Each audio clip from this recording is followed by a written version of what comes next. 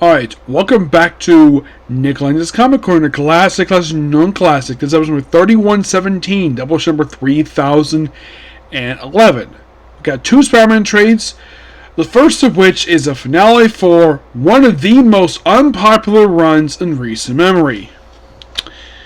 We have Amazing Spider-Man by Zeb Wells and John Romita Jr., Volume 12, which collects issues 55 to 60. And by the way, John Romita Jr. does all the issues in this book, all but one. He does not do 55, which has the best artwork. And here's the weird thing. He leaves the book, does not do any remaining issues of this volume. He does do one issue upcoming of the current volume being launched. Yes, so 55 is done by Emilio Listo, and of course the rest is by John Romita Jr. The cover art for most every single issue of this whole book, except for 57 58, is done by John Romita Jr., the awesome Scott Hanna, and Marco Menez. He's a very popular inker. I've never met him, but he also does some inking for Batman work. And Molly Hidwell did the cover artwork for issues 50 58. So 57. This is standalone issue. Spider-Man is just... He's basically on a date with his brand new girlfriend named Shay. Yes, he has a brand spanking new girlfriend. And a lot of people basically are like, why can't he be with MJ? Because Harris Marvel do not want him to be with MJ, despite the fact that's what the readers want. But Harris Marvel is like, no, we can't do it. Let's create this new character named Shay, and also let's make Peter a cheating scumbag by cheating on his girlfriend Black Cat, because the editor is a complete moron, Nick Lau. Like, oh my gosh, like I've heard that apparently at a panel, this guy is like how he is on the fans letter page. Happens in the issues. That's the actual live guy. He's a complete idiot. And he wants, I've had a great time, editor. You're like, really? With the exception of expense, your era at time being editor of Amazing Spider-Man has been mostly mixed or bad at best. Yes, a lot of people pointed out to him about that, and he just does not freaking give a damn. And a lot of people are like, Marvel, can you please place your editor of this book? One of your flagship titles is having one of the worst editors. So the whole thing is they tend to have a date, and of course they are interrupted by, believe it or not, you have Rhino chasing Screwball for some reason. So he leaves, does the new Spider-Man, tells him to stop, and then of course they just chat for a bit, and they make out, and well, Shay and Peter do it, and of course then Screwball hangs out with Rhino. Yes, there's Rhino for you, the guy who, in the next volume, is going to be rampaging in Amazing Spider-Man for some reason. Yes, believe it or not, I look at the solicit, basically, for the first few issues of the volume. It's what's going on in those issues. Rhino is on a rampage. For no reason. He's just on a rampage. And then the remaining issues is simply this. You first have Tombstone and Kingpin in Africa, and then after this little trip to Africa, and then we have the present day where Randy Robinson's out of the hospital, of course, after it's a gang war. So, he's running out with Janice Lincoln, technically, they never technically married because they get interrupted by the freaking gang war stuff. So, they do all a bunch of stuff here, and of course, basically, we actually have it where, he has a big article. Well, the whole thing, Robbie basically, the whole thing related to Randy being alive and the whole gang war stuff. Yeah, and then basically it's like, so Janet, and then of course basically it's like, and then we have Spider-Man taking a ride with, they have Peter taking a ride with Tombstone. They chat for a bit, and then they turn into a freaking brawl in a limo. Yes, John Romita Jr. draws this thing. Yes, fighting a limo, though at least this fight is drawn a little better than the fight with frickin' Tombstone in issue 38. He gets out of the limo. He still gets a crap beaten out by frickin' Tombstone. And then he's stopped by frickin' She-Hulk.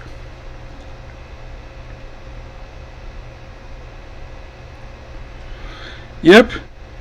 And She-Hulk and Luke Cage. Yes. So, then he's arrested. And, of course, we're all the charge against him. And apparently, the state's witness is none other than his daughter, Janice.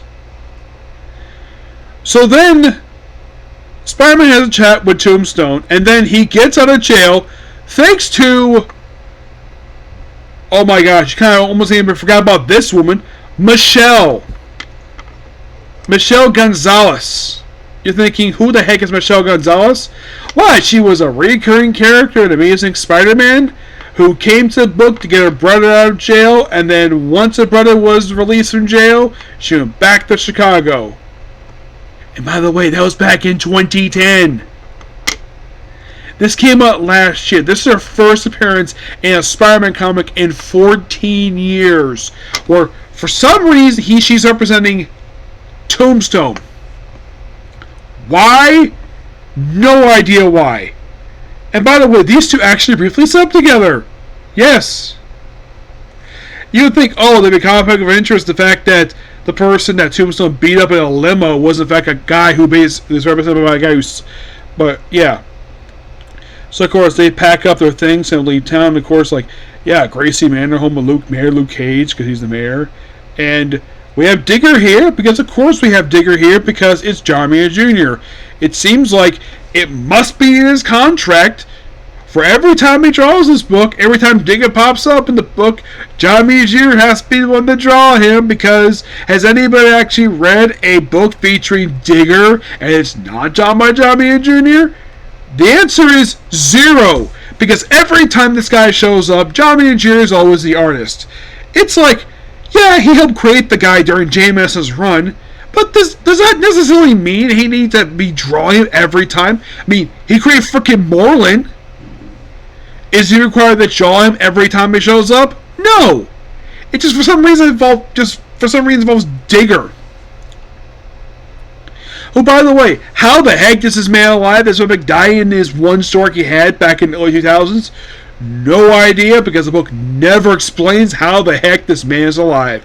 And this is a creature who was created from the bodies of 100 gangsters. Yep. So yeah, then of course you have a fight with Digger and Spider-Man. Okay. And then for some reason, like, they're about to leave, and then Tombstone shows up.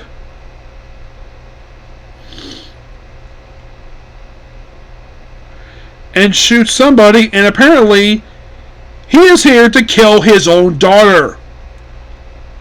All because she turned state's witness. So, she's been put in her costume, tries to nearly murder her, and look, if Spider-Man comes in, beats the crap out of him, chases him out a window, down to the freaking subway, he's arrested again, and then as a middle finger to the readers, he's let off of all. He's basically the charges drop against him because Janet, his daughters, had to flee the state because he tried to murder her. As a middle finger to the readers, like, hey, you want the whole thing of Tombstone being arrested for being a criminal? Oh, no, let's not have that. Let's have basically Tombstone have his charges dropped. She-Hulk is not happy about this at all. Yes. And then you have this weird backup story where somehow She-Hulk does not know who Peter is? Which I'm like, wait a minute, why the heck is it written this way? It's weird. Yeah, for the final issue of this book. I am not kidding about that.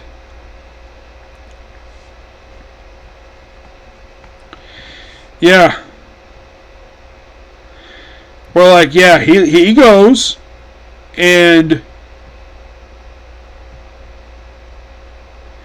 he gets released.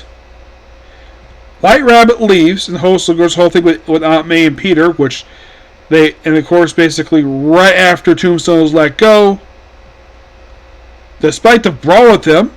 Oh, and by the way, guess how he got off? He bought the judge. Yep, he bought the judge.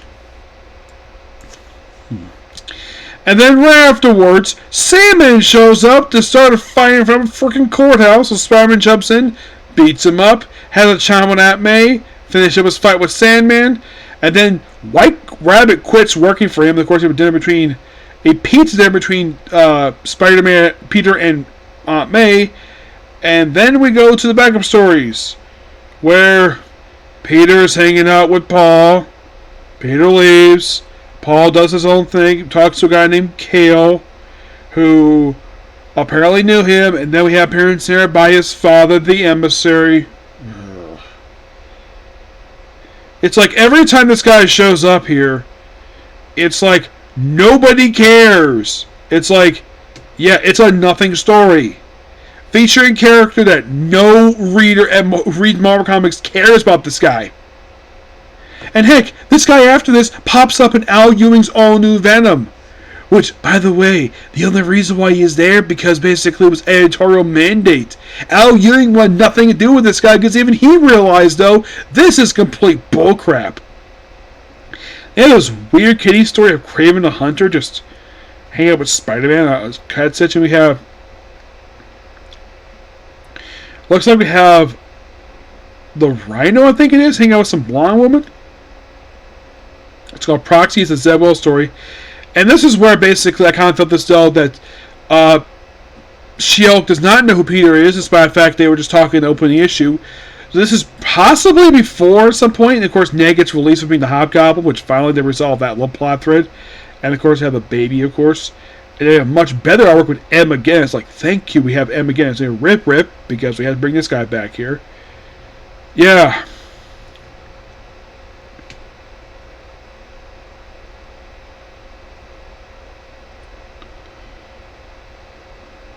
And then Zeb basically says, sorry, Joe. Yeah, Joe Kelly has to use Ripper, which I don't think he pops up in the issues. Nope. They have another team-up story with Spider-Man and Jackpot, a.k.a. Mary Jane. Which is an okay story. And, of course, we have Paul being kissed by MJ on the cheek. I'm like... A lot of people read this basically probably give the middle finger to that panel because that's not what people want at all. And then we have this weird story where Spider-Man hangs out with Wolverine for like 2 pages called Bubs. And then we have same old channel where it's after fighting Bushwhacker, Chasm, aka Ben Riley, shows up to have a chat. And what happens to him after that? No idea. And then we have another story. Like, we have this book animated. At least this story's not written by Zeb Wells as Joe Kelly, the guy that replacing reaction to the replacing writer. It's a weird story. I like the artwork though. But the whole thing is basically a prologue into the 8th deaths of Spider-Man. A prologue story to One World Under Doom. Oh boy, how do I feel about this story? Well, I give the artwork, mostly put, I give 55's artwork a 9 because that's really good. John Romita Jr.'s, I give that a 7.5. The story itself for issues 56 to 60, I give a 6.5 out of 10 because basically what was the point of the story is he would let go if he arrested and have the witness flee the frickin' state. Oh, because they tried to, like, oh yeah, we can't arrest him for basically attempted murder. Nope. Let's just release him because he bought off the judge. And thank God he's off this book. Now, my final thoughts on the Zeb Wells run for Amazing Spider-Man. There's some stuff I do like, some stuff I don't like. The first thing, obviously, I think everybody can agree that probably the worst thing about this run is Paul. The most unimportant character. A character that nobody wanted. A character who was clearly based upon some activists that some editor at Marvel Comics probably thought, hey, John Romita, can you draw this guy here, be this new guy, Paul? Just be annoying. Another problem with the book was the very poor editing job on this book at times. Like, you have a flashback of Paul punching Peter, or another panel where Peter punching Paul in a completely related story. Or apparently some artist couldn't, basically some editor missed an artist error. Like, some of the editing job, they edited this book, Nick Lau. The guy, you can tell some of these issues, he clearly sucks at his job. Because he's supposed to keep continuity straight. That's basically his job as an editor. It's one of his jobs. And clearly he just did not give a damn at all. You read this book and clearly see a lot of the time the guy sucks at his job of being editor. Good stuff. I like the Ed McGuinness artwork. I like all the issues not done by John Romita Jr. I tend to think that the John Romita Jr. Issues are drawn by him tend to be some of the worst issues of this whole run. This book also had one of the lowest points of the entire series, Amazing Spider-Man, by killing Kamala Khan in a pointless death because she got revived a month later in X-Men. And what was the reason for her death? Oh, let's make her a mutant for no reason, because basically she's a mutant in the Miss Marvel TV show. Clearly. Here's some stuff I did like. I like the Hobgoblin stuff. I like the sub with Norman Osborn. Most of it. I didn't like the fact that he just clearly did not understand what the expense was due with him wiping his sins of evil, which they basically had to reference that frickin' twice in this book. Yeah, first in the first Hunt story, and then Going Green, where somehow twice in the same book, like we had the thing of First Hunt, where he got the Norman Osborn evil, made Spider-Man evil, got that rid of, buried it, and then came back after Goblin War. Why? Not Goblin War, Gang War. Why? It made no frickin' sense at all. Why did they bring this back for? I liked Dr. Octopus stuff. I thought that was really awesome. I liked issue 900. And here's the big reason why. It was not drawn by John Romita Jr. Oh no, it was Ed McGuinness. I'm like, good job, Zeb Wells. You bring on art you actually like. Who actually still has fantastic artwork even after all these years. His artwork is still fantastic. Romita Jr. is okay. I'm not the biggest fan of him, per se. I'm paying him his father's artwork, but him, I think he's okay. I've never been the biggest fan of John Romita Jr.'s artwork at all. Like, does his artwork fit Amazing Spider-Man? No! The only book basically I did like his artwork on was All-Star Batman. And he did 5 issues of that stuff. And he just couldn't do any more. For reasons. I don't know why, but yeah, anybody can agree. Zeb Wells.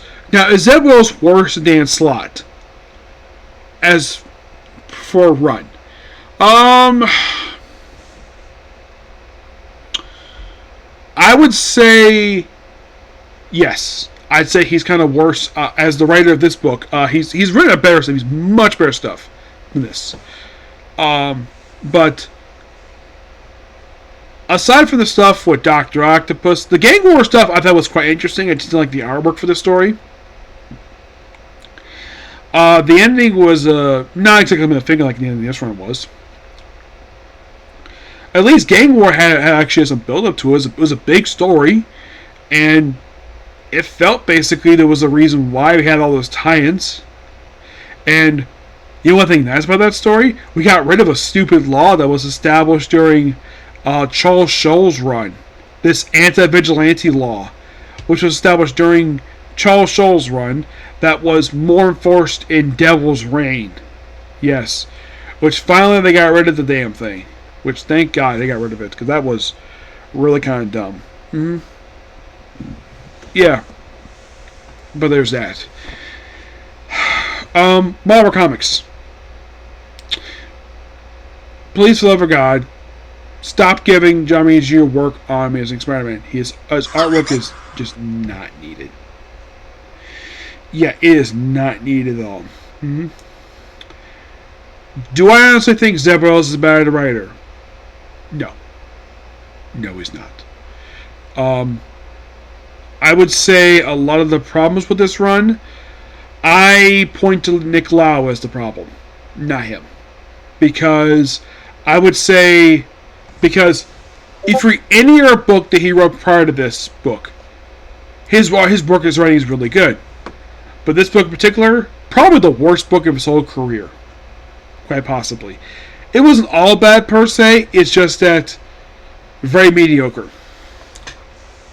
Let's talk about a much better book here with Ultimate Spider-Man Volume 5 Public Security, which collects issues 28 to 32 of Ultimate Spider-Man by Brian Bendis, artwork by Mark Bagley. Stories are Sidetrack, Stone Identity, Emergency, Black Fan, and Just a Guy.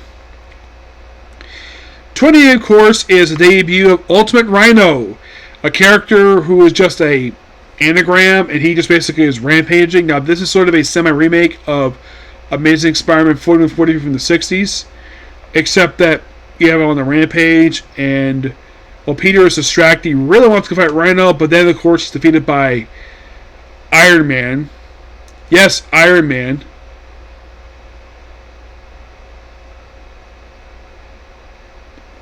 Yeah. And of course, like, where were you 10 minutes ago? Nope. Yeah. And then the very next issue, so we have one else debut here, basically Rhino. And then we have a Spider-Man imposter committing a bank robbery. You think with this, like, oh, is this Chameleon? No. This is not Chameleon at all.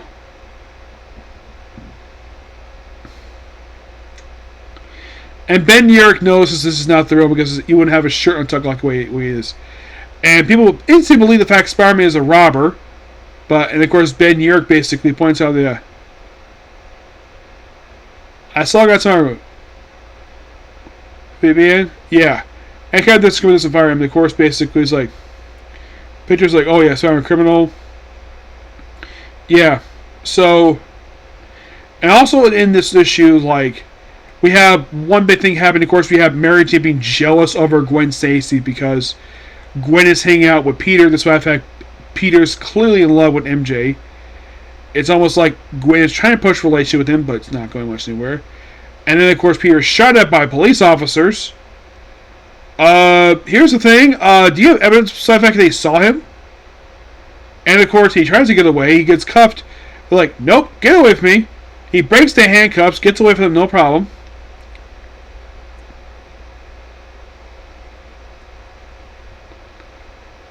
Yep, he gets away. Of course, he cries. He talks to MJ on the phone. And, of course, he gets picked up by MJ, takes him briefly to a hospital, gets his shoulder treated. And then he escapes from the hospital, taking direction from MJ. And, well, then they go home. He goes home, and, of course, he got the shoulder wound. And then we have basically where it looks like the Spider Imposter is back, and he's robbing an armored truck. And then, of course, he has to go to the back of a black van, and he meets the Wasp, making her first appearance in this book. First it's Nick Fury, and then it's Iron Man, now it's the Wasp. And basically, he's here to treat his shoulder wound. Which, yeah, good as new. And, of course, MJ is jealous. Yeah, and then, of course, they go home and think, oh, crap, is something happened to Aunt May? No. What has happened is that Captain City's been murdered on a panel, so Peter goes after him, as reminiscent of the first issue, goes after the fake Spider-Man. So basically, he got killed when he saved a kid from a bomb, which very similar to what happened with him in the Sixth Dimension universe, except it was actually debris caused about it with Dr. Octopus. And of course, Gwen does not blame Spider-Man at all, because basically, well, the actual anyways.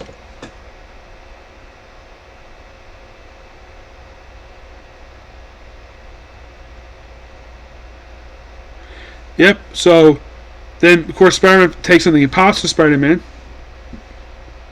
Like, then they shoot him, of course, basically, it's like... And, of course, talk about the whole thing with Gwen's mom, wherever she is, don't know. In 616, no one knows what happened to her mom. And, of course, Spider-Man stops the fake Spider-Man, unmask him. He's just some guy. Just some guy. The world thinks a murderer now. All these people are sitting, fearing for their lives, praying they get home to their families. Just some guy can go home and steal some money. So, Just some guy can pretend to be famous just because he put on a costume.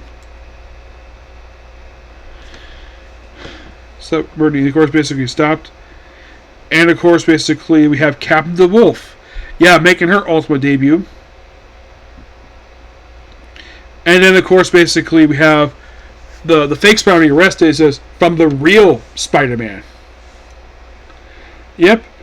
And, of course, yeah. Because the whole thing of her being jealous, so they basically break up. Yep. They break up, and the next up is Venom.